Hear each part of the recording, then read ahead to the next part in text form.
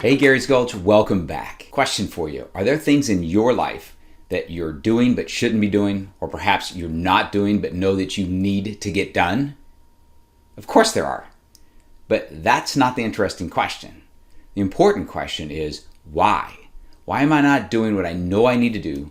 Or the other way around, why am I doing something I know is bad? Well, it's all got to do with the fact that we're animals and we're children of God. Let's listen in and find out. There's a famous parable out there that relates directly to this challenge. And you've probably heard it, maybe not. There's a young man walking down the street and happens to see an old man sitting on his porch with a dog. And his dog is whimpering. And the young man decides to stop and ask, "Sir, why is your dog whimpering?" And the old man says, "Oh, he's sitting on a nail." And the young man says, "Sitting on a nail? Why doesn't he just move?" And the old man simply says, "It doesn't hurt enough." See, that parable is to teach us that as animals, we take the path of least resistance. When we're looking at the real world through the windows, doors and windows, as my awesome coach Tammy Brannon from Blueprint Process talks about, we're getting feedback of the natural world.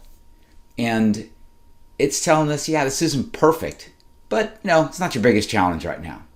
Why don't we simply take the steps to get beyond whatever that is? We can, and many people do. You see these experiences all around you. I'm sure you've seen someone who has been diagnosed with cancer suddenly start to eat clean and get a little bit of exercise and do things that focuses exclusively on their health. Yet a few weeks ago, they were the CEO that everyone just marveled at how they could do 24/7, 18 hours a day and work well beyond everybody else.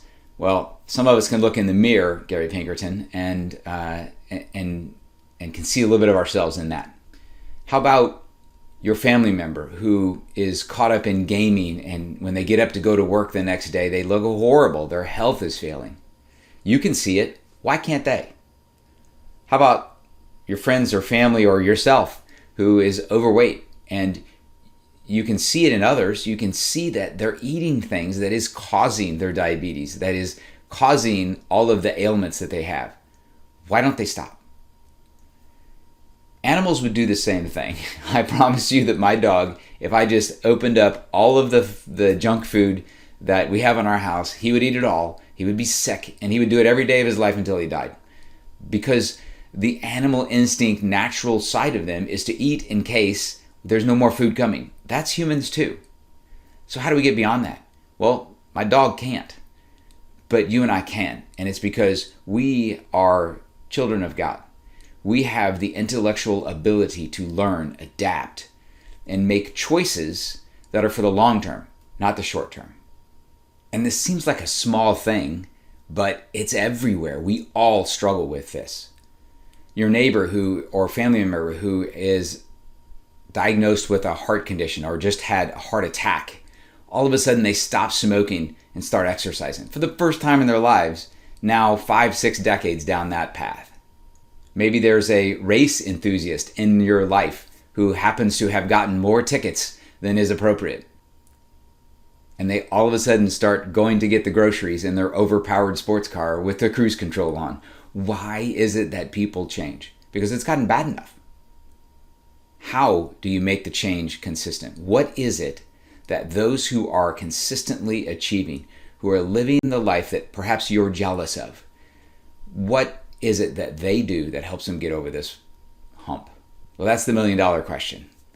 In a great book that he wrote years ago, Leonard Rainier, in the book called The Slight Edge, and he didn't invent this, but he talks about it repeatedly after several stories in the book. It's powerful.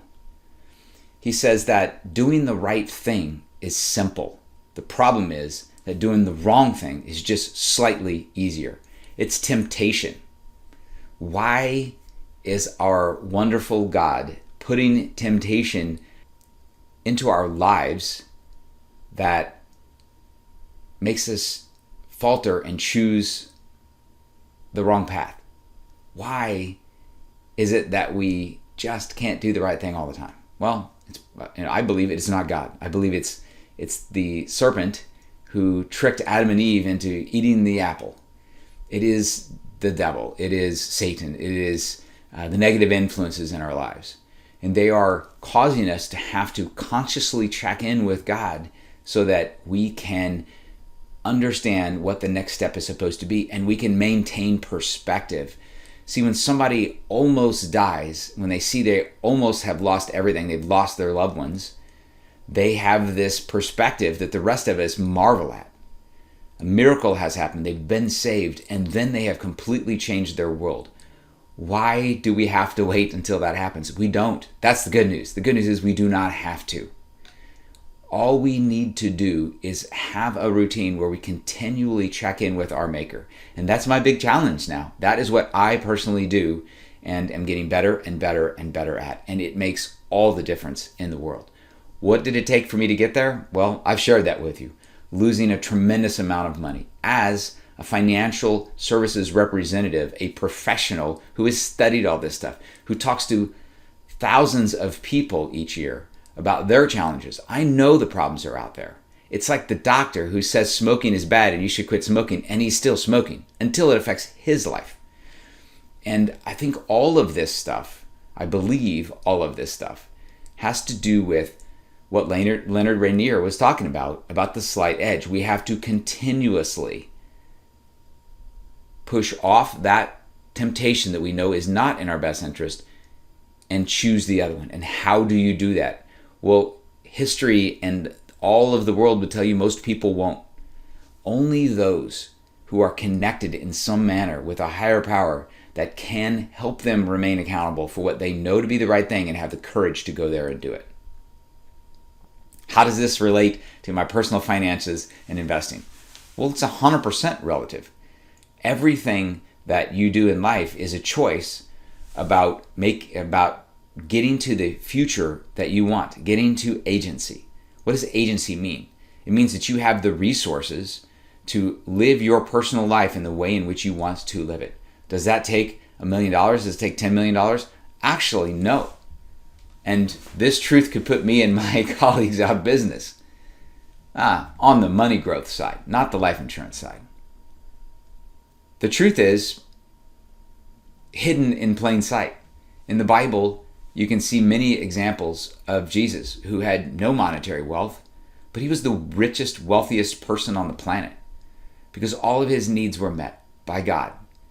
God sending to those around him the answers that he needs, the clothing that he needs, the place to stay. They didn't have hotels back then, and he didn't have a credit card that bought him points for free hotel stays, but he got free hotel stays, he got free room and board at people's houses everywhere he went. You could say the same about Mother Teresa. Probably one of the most satisfied, loved, and humble, fulfilled people on the planet. She didn't have any monetary wealth. It's not about the monetary wealth. It's about being able to live the life that you want to live and making sure that you can meet your commitments as a person. The breadwinners in the family and the parents want to make sure that the next generation can have what we want them to be able to have. We want them to have opportunities that perhaps we didn't have. And I think that is a misnomer, because it's a misunderstanding, I should say. Because I came up with no monetary wealth, yet the amount of love and insight and experiences and guidance that I got from my parents made all the difference in the world. The reason I work so hard is because I was given an experience of hard work and material lack when I was a child. Or perhaps it was because my mom made us go to a Catholic school when they didn't have the money to send us. I don't know all the answers for sure, but what I do know is that now that I'm more mature and I can look back on my childhood, I like it a whole lot more than I did when I was a kid going through it. It was embarrassing. It was hard work. I felt so frustrated. And that's what drove me to monetary wealth for a long time. And I think these recent experiences of losing money in multiple Ponzi schemes across two handfuls of providers, there was no common link there in that I got suckered in by the wrong person. I made poor choices chasing something that was the wrong result. And I found I was sitting on a nail. And the nail had to hurt bad enough for me to get off. It is about you being able to plug in, and hopefully me next time, being able to plug in and get guidance from God before we have to go through all the pain and drag our family and friends through that pain with us. I learned that a lesson for a reason. It's going to take me years to rebuild what I've gotten rid of. My family's not in risk of not having first world lifestyle. We're not going to be thrown out of our home. It was painful. It was so incredibly frustrating, though. And I learned a lot of things. Material wealth is not the end all. Looking upwards, not through the doors and windows, is where the true peace and good life comes from. And that is worth a whole lot more than any money that I have personally lost. I hope this message is resonating with you. For those of you who wants to hear more about the hierarchy of wealth and about where to get the next real estate, I get it. I will be mixing that stuff in. Yet I think these messages are far more important than where your money puts its head down to sleep at night. It's where you put yours, and with what mindset you do, and what kind of a person you bring to your personal family relationships and those with your friends. Plenty of time to make the money again. Just go ask Colonel Sanders the next time you meet him. The man was 76 years old, and they shut down his chicken restaurant, and that caused him to go big. Friends, it is never too late to plug into God and to turn yourself around and to get your situation moving in the place, in the direction that God intended from the very beginning. Remember, the day you were born, a problem was solved. I don't care if you're 84 years old. If you haven't figured out what that problem is yet, keep trying. Plug into God. He'll tell you what that problem was, and you'll help the world solve that problem because He put you here, a divine representation of Him, and, He'll help you get it done. If you wake up tomorrow, give thanks that you have one more day to solve the world's problem that you were put here to solve. And until then, until next time, go figure out what that is and make a difference. Deeply appreciate all of you, all the feedback you've been giving me. Y'all are telling me I'm on the right path. Those of you who think we're not, give me some direction. We'll shift the path of this a little bit if it's consistent with my way of thinking and with my vision and what I'm getting from the skylight, not from the doors and windows.